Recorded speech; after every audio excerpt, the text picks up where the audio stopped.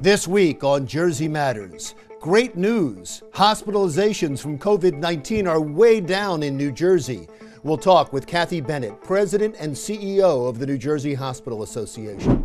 We'll take you to a packed school board meeting in Randolph Township to make certain the board members put the names of holidays back on the school calendar. An offshore wind power farm with 100 turbines is planned for the Jersey Shore. We'll talk with the woman leading an effort to stop it. And post-pandemic summer camps are open for business.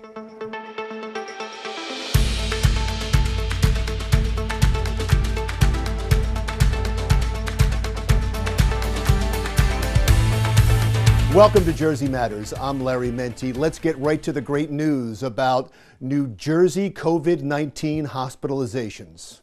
Here's my interview with Kathy Bennett, President and CEO of the New Jersey Hospital Association. Thanks so much for joining us. It's been rare during the pandemic that we're able to bring good news, but because the association keeps track of this kind of thing, you have some great news about hospitalizations, right? That's right. New Jersey hospitals are seeing the lowest number of COVID-related hospitalizations since we began collecting data at the start of the pandemic in March of 2020. Well, give me a comparison. Where were we at the peak and where are we now? So now we're in the low 300s for hospitalizations. By comparison, at our peak, we were at almost 8,300 hospitalizations back in late April. And does that keep trending down when you look at the charts? Is it just coming down and further down?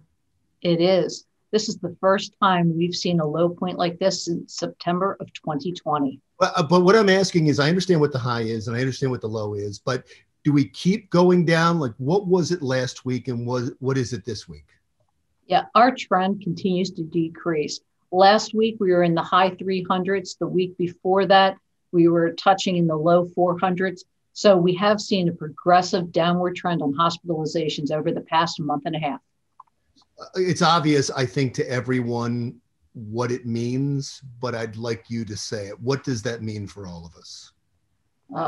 That means hope for all of us. That means that our patients are being reunited with their families. And it also means that COVID vaccines are working. And we're so proud that our state, we have more than 50% of our population fully vaccinated against COVID-19. I understand that you mandated your team members, your employees, to get the vaccination. How did that go?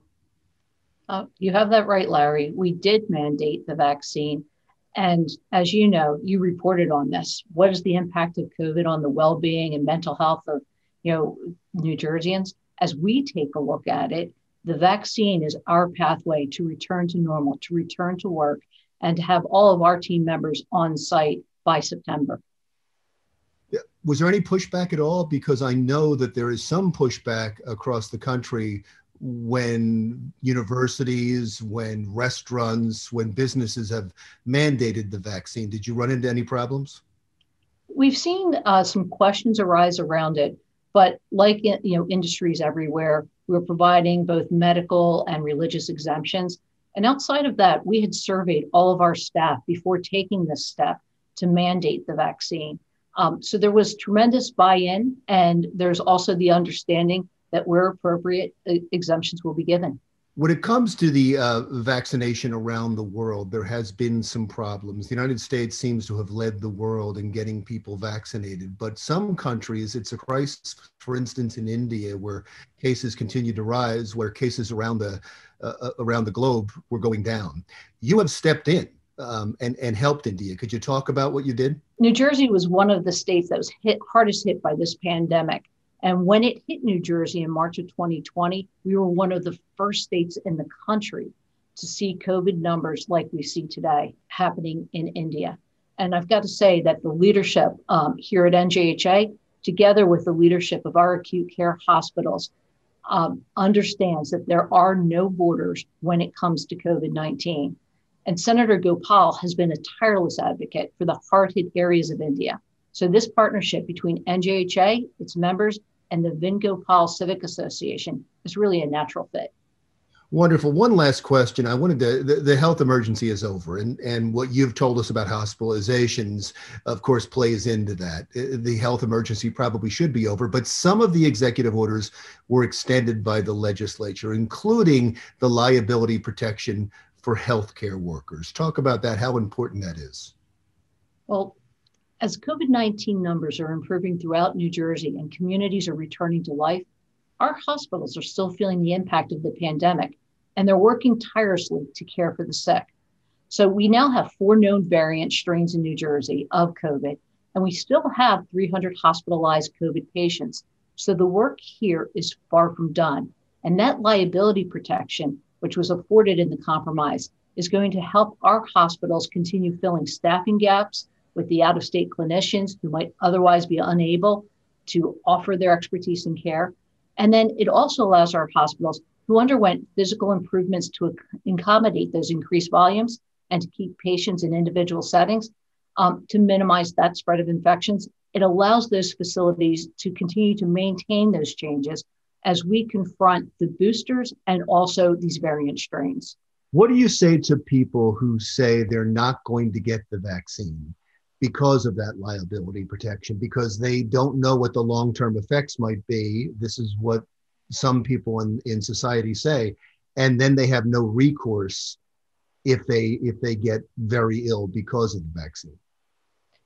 So, for those who haven't been vaccinated, if you have a medical or a religious exemption, go ahead and exercise that right. But if you don't have one of those and you have questions about it, have confidence in the science behind the vaccine. Look at the data that was examined by the FDA and by experts before the emergency use authorization was given. And then think back to those dark days last March and April when New Jersey had almost 8,300 patients hospitalized with COVID. Take a look at our death rate from COVID here in this state and nationally, and know that the COVID vaccine is the safest route for you and the safest return for our state to a new normal. And we'll end with that. Thank you so much for your time. Kathy Bennett of the New Jersey Hospital Association. Still to come on Jersey Matters, the fight to stop 100 wind turbines from going up off the Jersey Shore. That's next.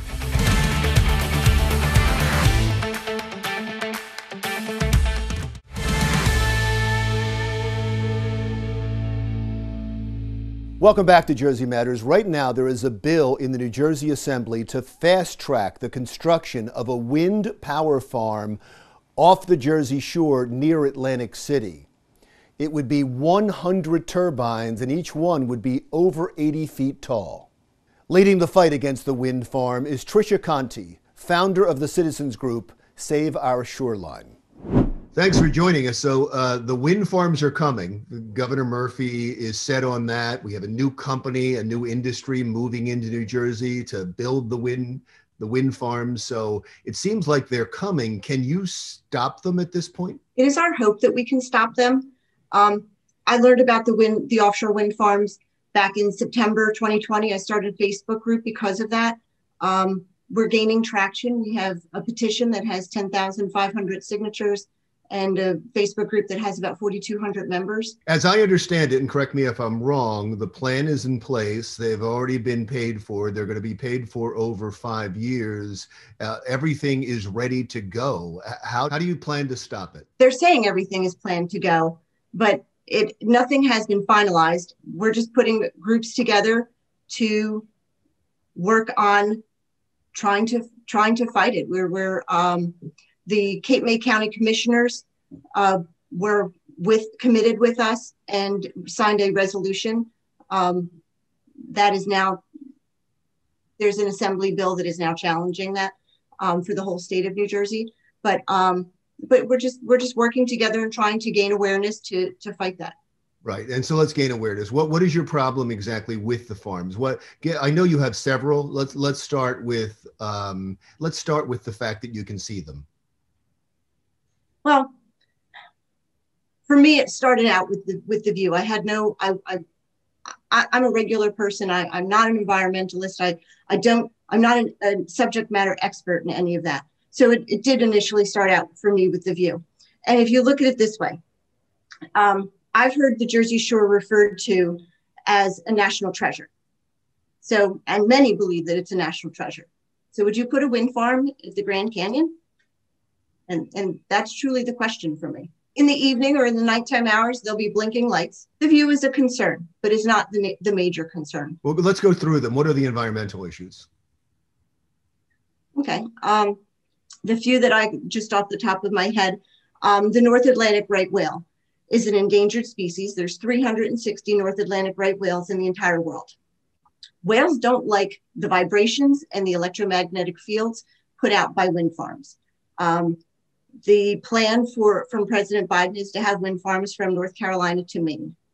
The whales that's their migration path. They visit the Jersey Shore and other shorelines during their migration path.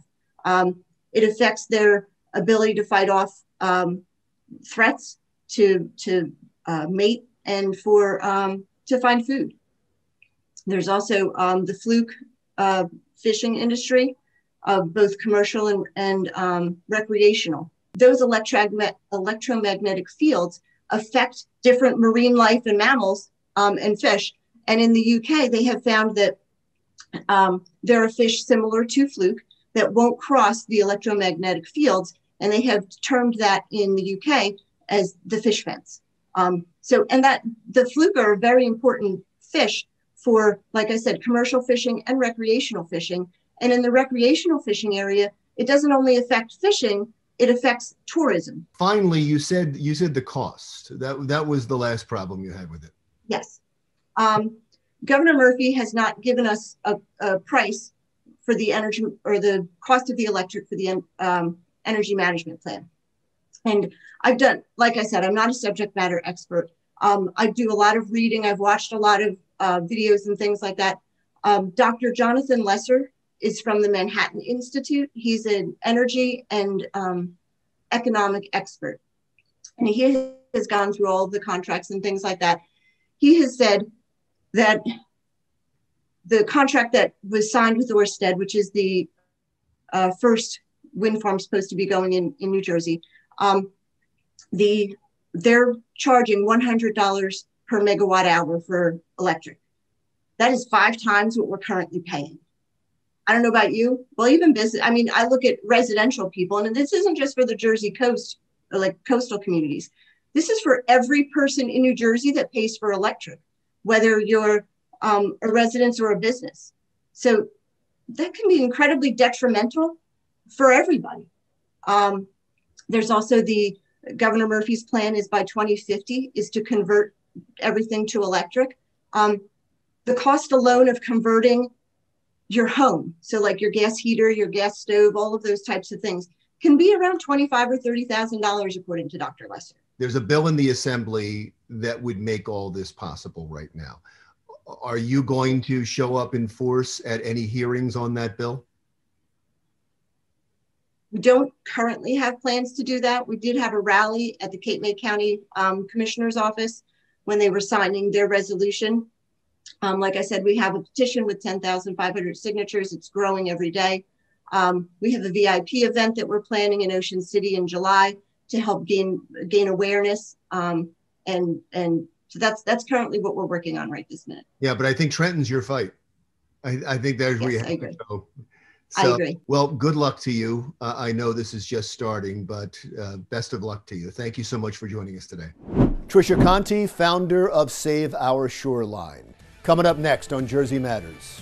I'm Phil Andrews, and coming up on Jersey Matters, we'll take you to a school board meeting in one North Jersey township that had Italian Americans up in arms.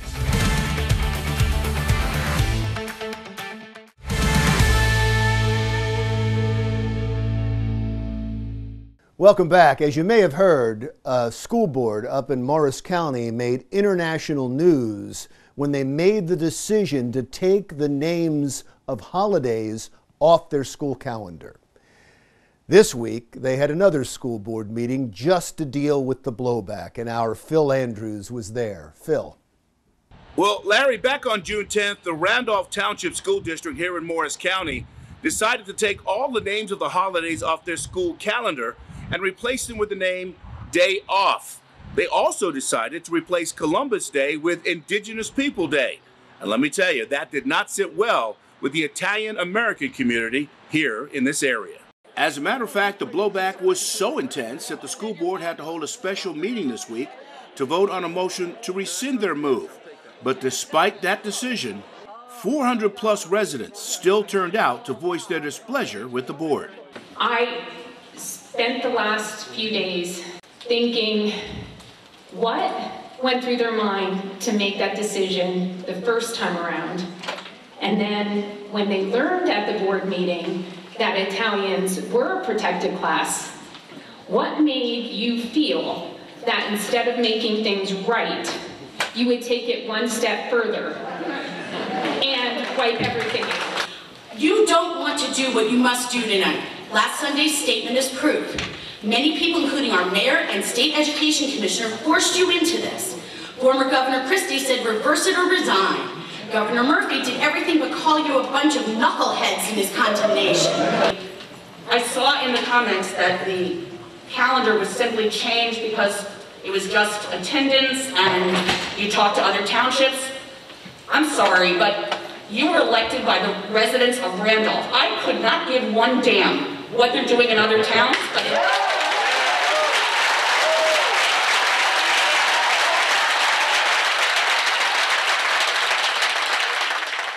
Now, one of the more civil responses this night came from Senator Anthony Bucco, who represents Morris County and District 25. This is about our children.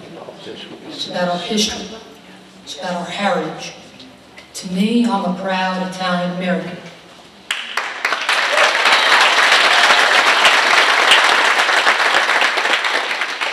It was my father's legislation that required Italian American heritage programs to be taught in our schools across the state. So to eliminate that from your calendar was bad enough. But when you took the next step to eliminate all holidays, you allowed your pursuit of diversity to spiral into division. And tonight is a night to reverse that decision, bring this town back to normal. It's difficult as a leader sometimes to recognize that maybe you made a mistake. So what exactly do you think your dad would have had to say about all this? Well, I don't know if my dad would have been as calm as I was up there tonight, but he certainly would have done the same thing that I did. He was a proud Italian American just like I am, and he would have spoke out as well, and I think he would have come out and talked to them like I did, He taught me a lot as a father and as a mentor, and I hope that I'm able to carry on his legacy. And so the resolution was indeed passed, all the original holiday names put back on the school calendar. But there was also a call to do a bit of research and get some public input on maybe adding one more holiday to the calendar, Veterans Day. But apparently that is already receiving some questionable responses. In Randolph Township, for Jersey Matters, I'm Phil Andrews. Thank you, Phil. Next on Jersey Matters. With fewer cars on the road in 2020, you might expect there would have been a decrease in traffic fatalities, but that's not what happened. I'm Sherry Carabin, and coming up next on Jersey Matters, I'll have that story.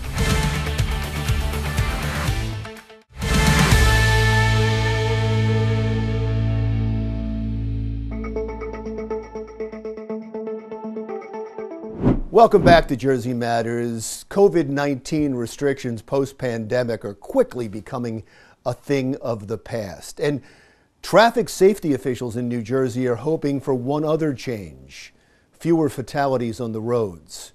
Jersey Matters' Sherry Carabin tells us that the open roads of last year were deadly for hundreds of Jersey motorists. Sherry. Slow down, buckle up, and don't take any impairing substances before hitting the road. That's the message from New Jersey traffic safety officials after the Garden State saw an increase in fatalities in 2020. This despite the fact that there were fewer cars on the road. There were a lot of crazy driving moves, mostly with speed and cutting people off and people in a much bigger hurry. And I think it's just because the roads were so empty. Clifton resident John Trayer is talking about the challenges of navigating the roads during the height of the pandemic. And he's not the only one who noticed the difference. People's driving has definitely gotten worse, in my opinion. In fact, according to fatal crash statistics from New Jersey State Police, 2020 was a deadly year in the Garden State, with 585 people dying in traffic accidents, including pedestrians and cyclists, a 4.8% increase from the previous year, when there were 558 deaths. Perhaps the most troubling part? There were fewer cars on the road. 2020 was an alarmingly disturbing year because we saw a significant increase in the number of fatalities nationwide and in New Jersey, even though we saw a significant downturn in the number of those who were driving because of all the lockdowns due to the coronavirus. Driving was down roughly 13%. In some cases, we saw gasoline demand was down 50%, and yet we saw a roughly 5% increase in the number of fatalities on New Jersey roads, up to 585. While traffic fatalities went up in many parts of the Garden State, it's Middlesex County that earned the unwanted distinction of having the greatest number, with 67 people dying in 2020. We had more fatalities on the roads, but we also had more criminal cases, fatalities that ended in criminal charges. We had, in the amount of time I've been doing this for, it was one of the busiest years for us, which was surprising. Although the accidents weren't limited to major highways, this assistant prosecutor believes the county's strategic location played a role in the high number of deaths. The fact is, Middlesex County has nearly all of the major roads running through Middlesex County. That's why New Brunswick's hub city.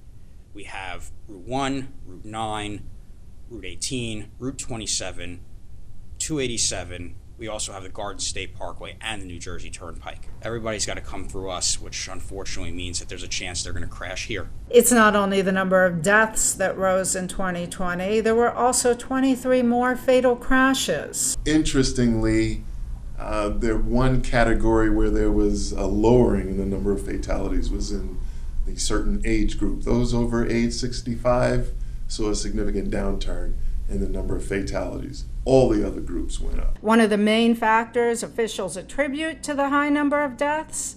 Speeding. We saw a significant increase in number of those who were cited for driving over 100 miles per hour. And the higher speed, when you get into a crash, the greater the energy and the more likely a person is going to be injured or killed. But speed wasn't the only problem. People aren't wearing their seatbelts and they're driving impaired. And we see more and more states now legalizing marijuana, that we're seeing more people that are testing positive for marijuana in their system that have been killed. They might not necessarily have been impaired, but that is a possibility. With so many people returning to the roads after taking a break from their cars, this motorist is concerned about a different issue. A lot of inexperienced drivers on the road. They don't have the muscle memory, so it makes some of the driving on the road a little rough. As summer vacation season gets underway, officials are asking residents to pay close attention to basic safety rules because they don't want to see a repeat of 2020. Reporting from New Brunswick, this is Sherry Carabin for Jersey Matters.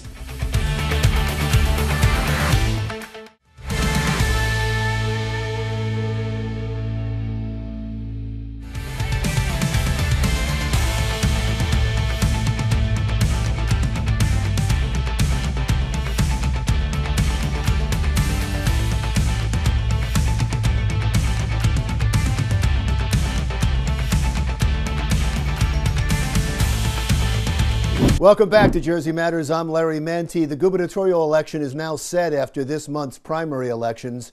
Former Assemblyman, Republican Jack Ciattarelli will take on Democratic incumbent Governor Phil Murphy, but it's not going to be easy for Ciattarelli. Here's my interview with Dr. Ben Dworkin, Director of the Institute of Public Policy and Citizenship at Rowan University.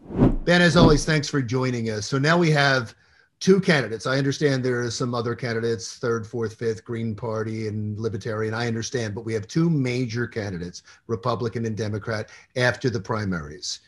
So handicap this race now between Republican Jack Ciattarelli and Governor Phil Murphy. Well, first, it's great to be with you, Larry. And on this question, handicapping this gubernatorial race in New Jersey, I think widely we are seeing that we expect Phil Murphy to win re-election. The public polls show him anywhere from 15 to 20 points ahead of Jack Ciattarelli. And there are 7 big reasons why Murphy is expected to win. The first is that he has a pretty popular record to run on, a number of accomplishments, everything from the minimum wage being raised, the millionaire's tax being raised, making a college education a little more affordable, criminal justice reform, cannabis. These are things that are pretty popular with the general public. He's been able to unify the Democratic Party, not particularly an easy task. A little bit of détente, not necessarily everybody singing Kumbaya, but everybody is definitely recognizing, hey, we're all on the ballot together this year. We're not going to be fighting in an election year. Murphy is given high marks for his COVID response. There are obviously any number of different individual actions over the past year and a half that people will quibble with. But as they increasingly are in the distance and people are focused on the economy, those generally he's given good marks and people are saying he got us through it. Let me stop you on that for a second. Yeah, sure. Because it is unusual, isn't it? He got the highest marks on his handling of the pandemic. We have the highest mortality rate of any state in the country, and he did have that problem early on with the nursing homes, but it doesn't seem to affect him. He seems like he has some Teflon when it comes to the pandemic. Do you have any guesses as to why that happened? Yeah, I think particularly the tragedy with the nursing homes and the elder care facilities that happened early on. Most people are giving the governor a pass for things that happen in the beginning. Now, the governor and his team have their own explanation, right? I mean, they say, we told folks that we would help if they needed help. They didn't ask for help, and therefore people died. That is their explanation. But as a general political matter, the public is giving the executives, the people in charge, a pass. I know I've stopped on this point, but let's move on. You've gotten through. Yeah. So look, just a couple other things that I think why Murphy is so far ahead in this race. There's the growing economy. Increasing Murphy's success is going to be helped tremendously the more the pandemic is behind us and the economy begins to open up and people are going back to work. Money. The fact is, Phil Murphy is a person of significant independent means. And if you need another $1 million to put ads on Philadelphia or New York network TV, he can do that. One of the biggest reasons, this is number 6, New Jersey is blue and it's getting bluer. There are over 1 million more registered Democrats in New Jersey today than registered Republicans. And this has tripled in the last 12 years. The 7th and final reason why Murphy is ahead is, as I just sort of touched on, Donald Trump. He is the guest that wouldn't leave. And so long as he is around, it might help candidates in Alabama, but here in New Jersey, the more Trump is part of the conversation, the more it hurts Republicans like Jack Ciattarelli who are trying to move beyond it. Increasingly, as the pandemic is behind us and the economy and issues of affordability return to being front and center for the New Jersey voter, people are going to talk about taxes. And there is a record for the Democrats and for Phil Murphy on taxes. Murphy will argue it's a popular one, that people don't mind raising taxes on millionaires. Jack Ciattarelli will talk about affordability. We'll talk about any number of different issues related to taxes because that is his strongest platform. Well, it's going to be fascinating as it goes along, and we'll check in with you again if that's okay. Looking forward to it. Ben Dworkin from Rowan University's Institute of Public Policy and Citizenship. Coming up next on Jersey Matters, we'll get the latest poll numbers on the governor's race from Fairleigh Dickinson University. That's next.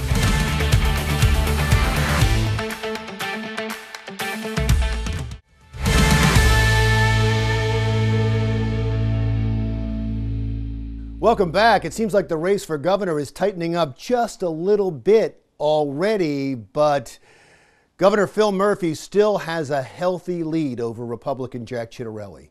That news coming from the Fairleigh Dickinson Polling Institute. I spoke with its new executive director, Dan Casino. First off, Dan, congratulations on the job. Is this your first poll? Your first official poll as the head of the place? This is our first statewide. We did a national poll released a couple months ago. Okay. So congratulations. Let's get right to the numbers. In the gubernatorial race, what do you see?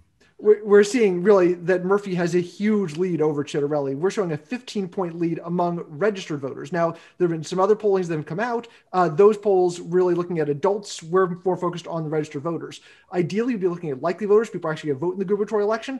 But the bottom line is nobody knows who's going to vote in the gubernatorial election because our election system was so strained and so changed by what happened in 2020 that we're not quite sure who the likely voters are. But among registered voters, Murphy has a huge lead, 15 points. Although he's not yet at 50%. We're still showing about 48 to 33, but Chitterelli has a lot of making up to do. As you just pointed out, there is some hope in this for Chitterelli because Governor Murphy's not at 50%, the magic number. And also, it seems like a lot of people don't know enough about Jack Chitterelli, so he has some room to grow.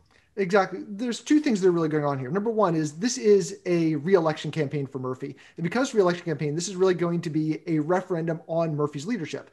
Now, 6 months ago, it looked like Murphy really was unbeatable. He was at polling approval ratings in the 60s, and now that's fallen, right? So he is definitely doing better than he was before the pandemic, where he had approval ratings in the 40s, but not as good as he was during the pandemic when his approval rating was hitting the 60s. So we're now showing him right at 50% approval. So he's at that magic number. He certainly is beatable. The big problem Chitterelli has, as you said, is that people have no idea who he is. So even among Republicans, more than half of Republicans say they don't know who this guy is.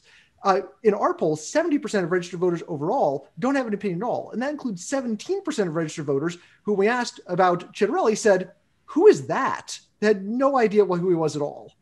That does create an opportunity for him, though, because he can identify himself with ads and get out there. So I think it's better if he was losing and everybody knew who he was than if he's losing and he has some room to grow because nobody knows who he is. Well, okay, but here's the problem. Okay. We are running in New Jersey. This is the most expensive place in the country to run ads. Candidates traditionally are going to introduce themselves to the public with TV ads. And Chitterelli's had trouble raising money. He didn't max out during the primary the way Governor Murphy did. And as a result, he's got to raise a lot of money if he's going to introduce himself to the 70% of registered voters who don't know who he is. It is better, as you say, to be unknown than to be known and not liked. But being unknown is a real problem for him.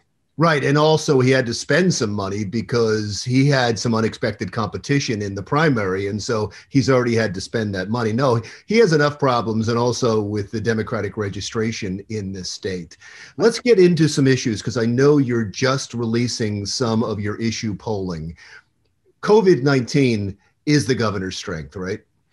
At this point, yes. Although really we're looking at the what's people coming out of it. And that is, are people going to start going back to work? Are they going to start commuting? People who've lost their jobs. We find that a lot of voters still have not gotten their jobs back. And the ones that have gotten their jobs back are really still working from home. They're not commuting. And that's a huge problem. 27% of the people who started working from home and are working from home now don't think they're ever going back to work. And that means we're going to have to fundamentally retool the way we do transit, the way we set up our tax system, the way local governments are handling commuters. We just haven't done that yet. And look, to some extent, this is a good thing for Governor Murphy. Going into the pandemic, New Jersey Transit was one of his big problems, trying to get New Jersey Transit correct. At this point, people aren't worried about New Jersey Transit because no one's taking the trains. However, However, there might be a problem, right? And you tell me if this is true in your polling because you've seen the numbers.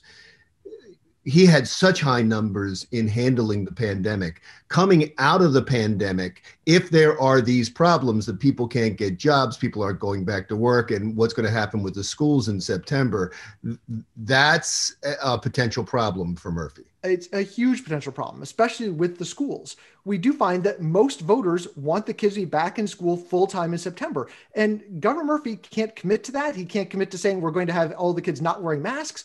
And parents, that's a political identity that goes across party lines. If parents are upset with you, you're in trouble in New Jersey generally. Now, you're going to be releasing some more numbers in the week to come, right? What can we look forward to? Well, we just put out those releases about commuting and about the SALT deduction. The other thing we are going to be looking at is we're actually going back to a topic we pulled in the past about agritourism, about farming in New Jersey. It's not something we talk about, but of course, New Jersey is the garden state. And so we have a lot of questions about agriculture and agricultural policy in New Jersey.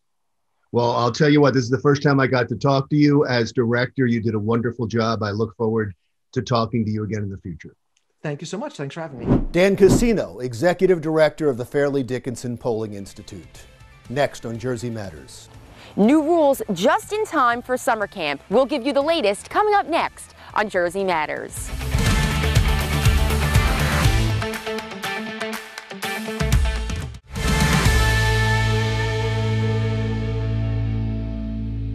It has been absolutely picture perfect around the state over the past few days with low levels of humidity, partly to mostly sunny skies, and just a great feeling weather pattern, right?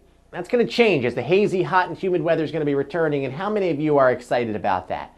All right, come on, put your hands down. That's absolutely ridiculous. Who wants that kind of stuff? Unfortunately, a long stretch heat wave is likely in the cards starting Sunday, Monday, Tuesday, Wednesday. All week long, lots of 90s are going to be in store for our region. And right through the 4th of July holiday, looks like the cooler weather is going to be displaced down across the southern states, Oklahoma, Texas, Arkansas, with the majority of the warmth, the Pacific Northwest and into the Northeast and Mid-Atlantic states, and this goes right into the holiday. Now, with high pressure in control offshore, any real organized wet weather makers stay out to our north and west, but what happens is you get so much heat and humidity, daily shower and thunderstorm chances are possible. Your 7-day outlook shows you lots of 90s, hot and steamy weather.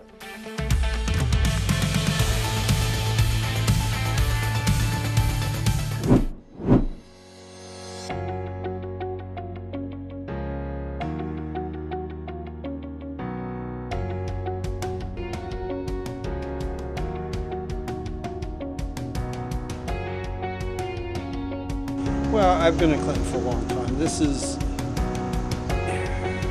just a quiet, the most sort of crime-free environment you could imagine.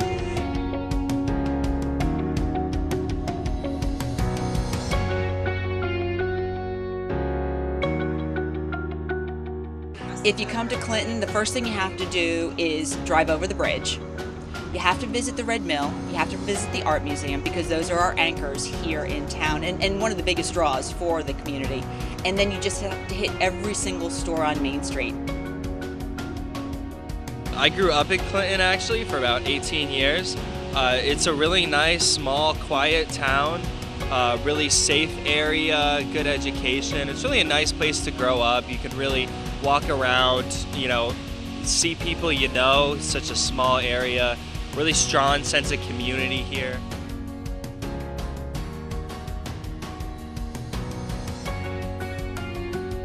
And then you get to feed the ducks, or at least visit with the ducks that are hanging out in town. When you think about it, that small town where you can walk down and get ice cream, your kids ride their bikes with their friends, they walk to school. It's all of the things we remember as kids growing up, and I actually grew up here in town.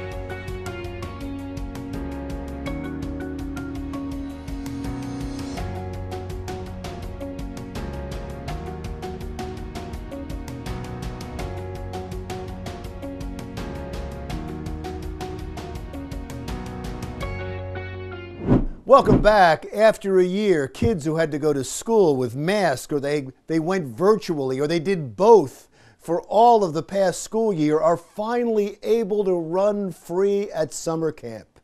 Jersey Matters' Kimberly Kravitz reports from one of the camps with some happy kids. Kimberly.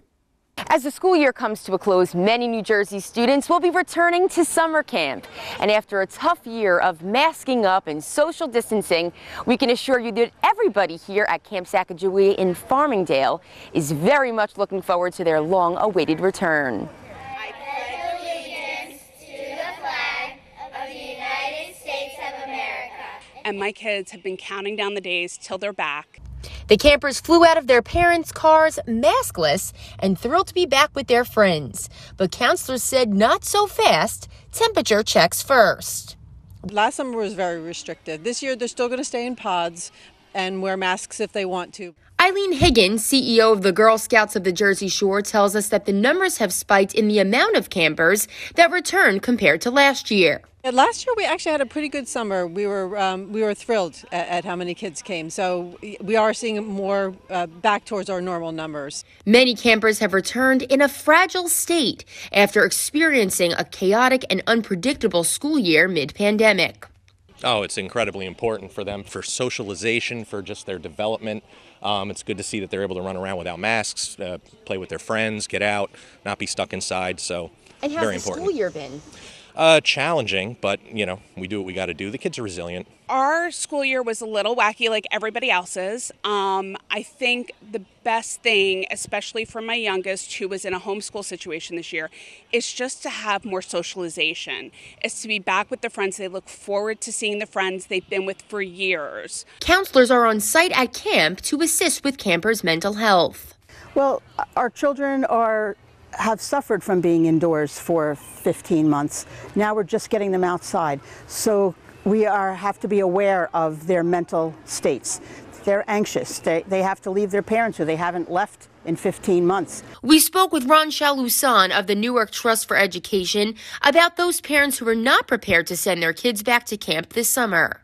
We really have 12 weeks to allow the kids, not necessarily to push them from 0 to 100, but really allow them to slowly, in their comfort level, talk about what they're doing, experience things that they love to do things outdoors, do things indoors, do things informally, and then move to a much more formal way of doing work that's going to be required in September.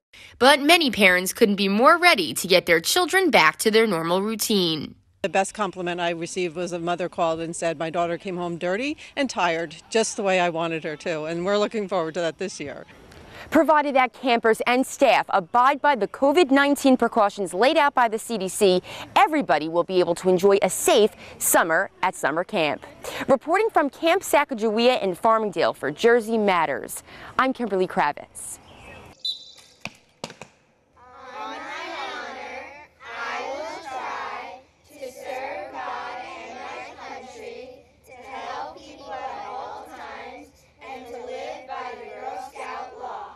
All right, thank you, Kimberly. My commentary is next.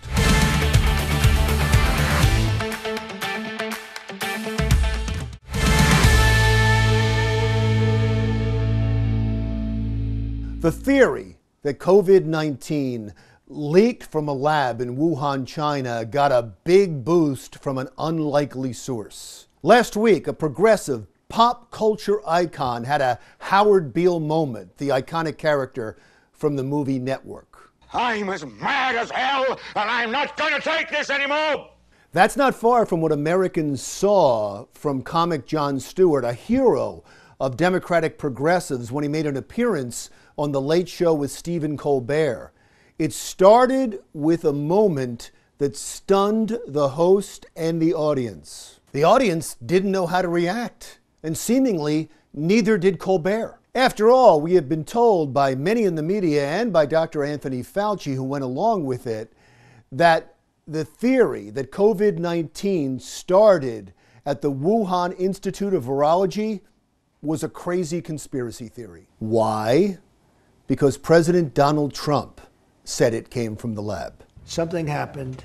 Either they made a terrible mistake, probably it was incompetent, somebody was stupid. President Joe Biden ended the State Department's investigation into the origins of COVID-19 in February. But after more and more scientists found the COVID-19 theory plausible and there was new evidence, the president was forced to call for a world investigation at the G7 summit. And that was the source of Jon Stewart's Howard Beale moment, because he thought it was obvious from the beginning. That entire clip on YouTube. It's been up for a little over a week and it already has 5 million views. This was a watershed moment for the Wuhan lab theory. The Stewart Wuhan rant was also covered heavily by cable news, and it had an effect. A poll taken during all that coverage last week and released this week now shows that the majority of Americans, the vast majority of Americans, believe that the virus started in the Wuhan lab. Still, Stewart was criticized for his performance in the Washington Post. Columnist Paul Waldman writes that Stewart shouldn't have done that because this theory has been associated with conservatives trying to prove that former President Donald Trump was right about everything. It all goes back to Trump and politics, doesn't it? But how many lives could have been saved if the lab theory turns out to be true? And media outlets like the Washington Post didn't just dismiss it because Donald Trump said it. What you shouldn't dismiss is the influence of comedians like Jon Stewart. One of the basic tenets of political comedy is the ability to see absurdity no matter where it lives and make fun of it. There is a strength of singular purpose in trying to make people laugh and think at the same time that requires some degree of objectivity in political comedy. It is also what makes the societal influence of political comedy so powerful. It's also what makes media outlets like the Washington Post less powerful, as they stray from their stated singular purpose of reporting the news with some degree of objectivity. I'm Larry Menti. We'll talk again soon.